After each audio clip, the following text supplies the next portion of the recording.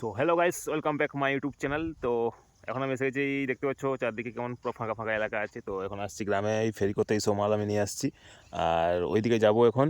তো মোটামুটি দেখতে পিছনের মাঝে চাষ হচ্ছে, সব তসর গাছ, এখান থেকে সব তসর তৈরি হয়। ওই পোকা এসে গুটি বাঁধে, ওখান থেকে তসরগুলো নিয়ে গিয়ে কাপড় তৈরি হয়। এদিকে সব এই সব গাছ অর্জুন গাছ মনে হয় এটা, তো চাষ হয়েছে প্রচুর এদিকে। এলাকাটা পুরোটা এখন উড়িষ্যাতে আছি আর সামনে একটা বিয়ে বাড়ি আছে, ভাবছি যাই দেখি কীরকম ব্যবসা হয়। তো তোমরা যারা এখন সাবস্ক্রাইব করুন তো প্লিজ চ্যানেলটি সাবস্ক্রাইব করো। তো চলো দেখা যাক সামনে কত কী ব্যবসা হয়, তোমার সাথে শেয়ার করো সব কিছু। আর জায়গার নাম হচ্ছে বারেডিহি, পুরা উড়িষ্যা চকচক রাস্তা একদম। তো একটা গ্রামে দাদার সঙ্গে দেখা হয়ে গেলো, আসছে ইউপি মুরাদাবাদ থেকে বললো। তো ইনি এখন বালিশ বিক্রি করছে, তো মোটামুটি জিজ্ঞেস করার কথাবার্তা হলো। তো বলছি যে আমার পার ডে 500-600 ইনকাম হয়ে যায়, আমাদের লোকালেই আছে এরা, অনেকে আসছে, এরা এখানে এসে ফেরি করছে।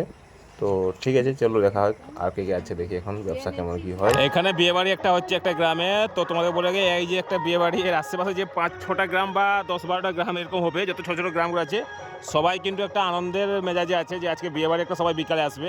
তো টাউনের দিকে কী হয়, আর পাশের বাড়ি বিয়ে বাড়ি হলে তার পাশের বাড়ি কেউ জানতে পারে না। তো এখানে কিন্তু ওটা নয়। তো ঘুরছি গ্রামে গ্রামে, দেখছি ব্লাউজ শাড়ি সব বিক্রি হচ্ছে।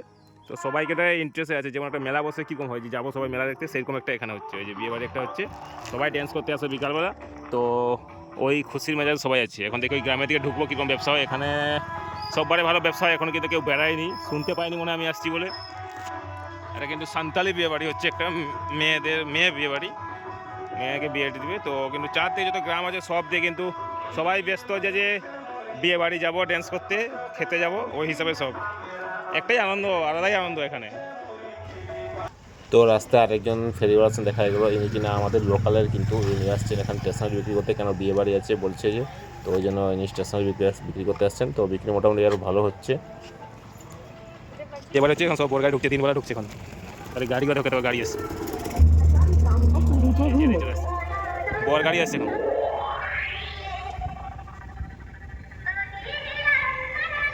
বাস ভর্তি পুরা, 3টা বাস নিয়ে আসছে। মানে ভাবো কত লোক আসছে এখানে, এটা সান্তালি বিয়ে বাড়ি, সব পুরা ভর্তি ভর্তি লোক আছে।